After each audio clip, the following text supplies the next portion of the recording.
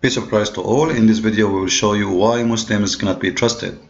Muslims, they make videos, and I never saw people of dishonesty as those who call themselves Muslims. But there's nothing strange in this. This is a religion who allowed people even to take false oath by the name of their God Allah, lying as long they are doing it for what it's called right purpose, or their intention is something different.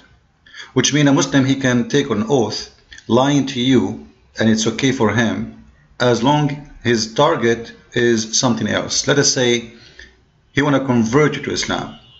So he can swear by Allah that in Islam we don't have such a thing, even though Islam teach the opposite, because his intention is to make you convert. So he have a good intention supposedly. So lying in Islam is very well approved, and this is practiced very well in chapter 3 verse 28.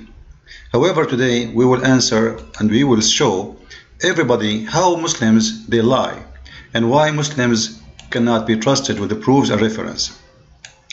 In this video here we will see this Abdul is showing us some facts about Islam, like 10 things you do not know about Islam. Let us see what those 10 things are. Did you know in Islam the obligation of covering, which is usually people think that it's only for females, is actually ordered from God to males first? I am obliged to cover from my navel to my knee. Okay, let us stop here just to show you the hypocrisy and the lies of Muslims. He is required to cover from the top to his knee. Okay, can a Muslim woman show her arms like you? Can a Muslim woman show her chest like you? Can a Muslim woman show her face like you? And you just say to your knee, can a Muslim woman show her knee? So don't tell me that this is obligation for everybody. Islam discriminates the women. You put it inside the garbage bag and you locked her out. And not only this, Muslims right now are asking to make the women wear one eye burqa. 2 eyes is too much. So stop lying to people and say this is obligation for everybody. If it's for everybody, it should be equally, should not be different. Are you forced to wear a burqa? You are wearing jeans. Can a Muslim woman wear jeans like you? So this is how they lie to you. Women, they are treated in Islam like dogs. Do you know that in Islam that the man, he can beat his wife? Can the wife beat her husband? No. Do you know that the man, he can divorce his wife by saying one word? Do you know that the man, he can jail his wife? Do you know that the man, he is the one who is supreme in control of women? If a woman, she called the police for him, they can do nothing about it? What a bunch of liars. Second lie. Let us continue. What is the second lie? My navel to my knee. Did you know, as a Muslim, if you harm a non-Muslim in an Islamic state, it's as if you have harmed the messenger, peace be upon him. Amazing. If you harm non-Muslim, it's the same as if you harm the messenger. Question, how many non-Muslims your prophet killed? How many your prophet he killed of the non-Muslims? But because we don't like to make speeches, let us go to the Quran and expose the liars. This is chapter 9 verse 29. It says, it's a duty for a Muslim to fight those who do not believe in Allah. Now he said in Islamic state, which means after they fight you, after they finish with this verse, he is not allowed to harm you. I will show you that this is a lie. However, before the Muslims to establish Islamic state, what they need to do, they need to attack your country, take you down, cut your head, slave your women, take you as a slave for sex, take your money, take everything you own as a booty. And then whatever left over of you, if you agree to pay jizya, you don't want to convert to Islam from the people of the book, and if they accept that too, because after they go in war with you, the jizya is not a chance. The jizya is a chance before they go for war. So if you refuse to pay jizya, then they go for war, and then all your women will be slaves. And look what the Quran says. This is all the translation you like to see. You know, choose the one you like. However, in Arabic it says that those who they are from the people of the book, you have to fight them until they pay the jizya, and yadin wa hum saghirun, until you beat them, you conquer them, and you treat them by making them, forcing them to pay jizya with willing and submission and feel themselves subdued. What does that mean? It means you have no respect in the Islamic State. You are nothing. You are a piece of garbage. So look, they take your land. This is your land. They attack your land. They take your land. They take your home. They take your country. And then after that, you are not even a citizen in that country, no more. You are no one. You have to pay jizya for the rest of your life. Muslim, they will lie to you, say jizya is just a tax. People will not pay tax with humiliation and being subdued and being called names. Now let us see what the Prophet of Islam, he said about paying jizya. If you go to the book of Ibn Kathir, which is one of the highest scholars ever in Islam, very well respected by all those Abduls we see in the video. Paying jizya is a sign of kufr and disgrace. It's what? It's a sign of kufr and disgrace, which means you are an infidel and you are disrespected. It's not because you are respected. This is not tax. Then he said, and this is because you did not choose to accept Islam.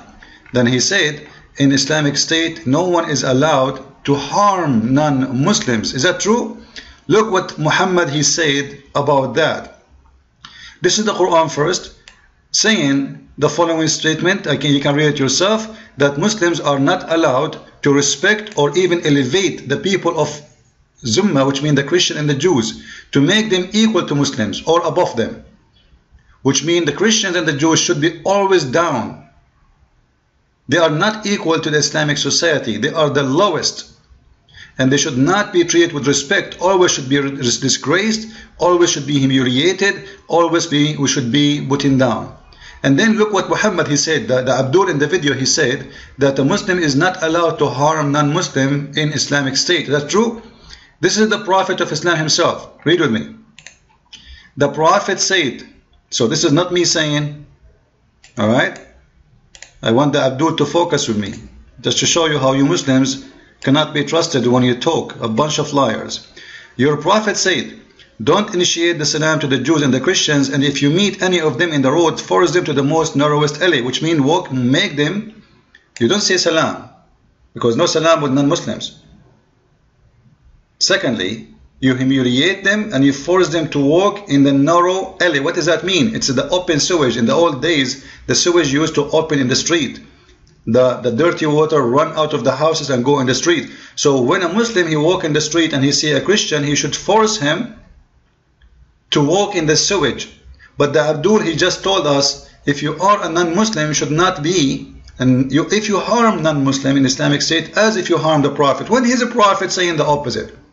When it is his Prophet who said, if you see a Christian in the street, spit in his face, humiliate him, and not only this, make him jump or push him in the sewage line. Like, can you see more disgusting false teachers as Muslims? This is why I say don't ever trust Muslims. Let us go for the second lie, number 3. Islam, that knowledge is something which is valued and sacred. The first verses that were revealed was Iqra, which means read. And the first university that was established was by a female Muslim woman. You know, the funny thing about Muslims, they say that the first verse in the Quran says read, and the first university established by Muslims. This is absolutely a false, because you know, all of us, we know the biggest education center known long before Islam exists. It's called Alexandria.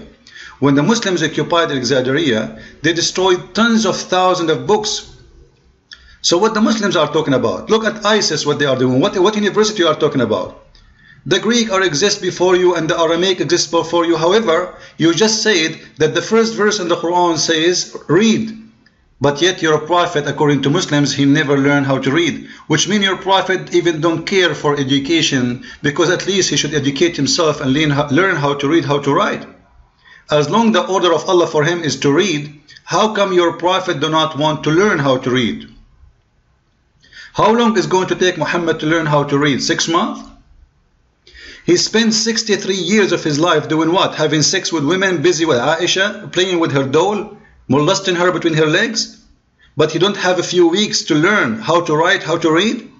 So when a Muslim speak about education, let us see what education they are talking about. All the Muslims, the scientists they speak about, none of them actually is a Muslim. Most of those scientists, the Muslims, they are proud about, they are killed or tortured by Muslims, and in their time they were treated like criminals. As an example, Ibn Khaldun, he said the Arab, they were the savage people. The Arab Muslims, they were the savage people. When they attacked Spain, they used to conquer and destroy libraries and palaces and burn the books for cooking. Do what? Use the books, the most valuable scientific books, for cooking. This is what the Arab Muslim savage did. And the one who said savage is not me, it's Ibn Khaldun, which is an Islamic. Muslims are so proud about him. And Ibn Khaldun was treated like a garbage. He kept running for his life from place to place, because Muslims always, when someone is smart, they are proud about him when he long after, but in the time of the Muslims, he is a piece of garbage. The kings, they use them just to control their authority, but never respect them. What else? One more lie. Did you guys know that in Islam you're not allowed to harm an innocent person? If you harm an innocent person, it's like you've harmed and killed the whole of humanity. Really? Is that true? Let us see what this is true or not. Do you know in Islam, if you harm an innocent person, as if you are harming all innocent people? I will let someone else answer about this in better way. Leader Omar Bakri said quite simply, I condemn the killing of innocent people on the 20th of July. Yeah, Why wouldn't you say what he said? No, at the end of the day, innocent people, when we say innocent people, we mean Muslims. As far as non-Muslims are concerned, they have not accepted Islam. As far as we're concerned, that is a crime against God. I want to be clear about. So did you hear how they lie? They say if you harm an innocent person in Islam, as if you harm all mankind, but they will not tell you that innocent person in Islam is only Muslims. So harming non-Muslims is absolutely a duty for every Muslim. What you're saying, this is very important. You're saying only Muslims can count as innocent people. As far as Muslims are concerned, you're innocent if you are a Muslim, then you're innocent in the eyes of God. If you are non-Muslim, then you're guilty of not believing in God. Yes, there were many victims. You're guilty. Are you seriously suggesting that everybody on those tube trains... Anyway, so do you see how they lie? Don't ever trust a Muslim word. Don't ever listen to Muslims and learn from them Islam. Muslims are the worst people to present the truth to you. They are a bunch of liars, because Islam is religion of Satan, religion of the devil. The Quran says if a man harm an innocent man, as if he killed all mankind. We go and see what this verse is speaking about. It's if you kill an innocent man who is a Muslim. So killing a non-Muslim is not a harm, it's not a crime. Actually, Muhammad, he said, if a man kill no Muslim, no blood of a Muslim will be shed for killing a blood of non-Muslim. So you see how they lie to you? They manipulate the word, they make them look different. They give you a verse from the Quran saying if you harm a person who is innocent, Quran says it's as if you harm all mankind, but they will not tell you that if you harm a Muslim, because Islam is a religion of discrimination. In the law of Islam there is no equality. In the case of murder, a Muslim murder a Muslim, the punishment is death. A Muslim murder a non-Muslim, there is no punishment. In the best case, you pay some money. In Iran right now, if a Muslim kill a Christian, the Christian family, they will get the price of a cow. But if an Iranian Muslim, he killed a Muslim, that Iranian will be executed. So don't ever trust them. They are a bunch of liars like their prophet. And nothing new. Garbage in, garbage out. However, if you guys like to learn more about Islam, feel free and read my books. This is my last one. It's called Quran and Science in Depth. Simply it's speaking specifically about the lies of Muslims regarding what it's called science and miracles, because all the miracles they have in the Quran is nothing but a bunch of lies. And then there's a volume number 1 of Deception of Allah. If you'd like to read it, it's a very, very good book to read. So both they complete each other actually, and you can read the review of both books. And I hope you will enjoy and learn from them. Christ is Lord. And Islam is a religion of deception and lies. I mean to that. Thank you.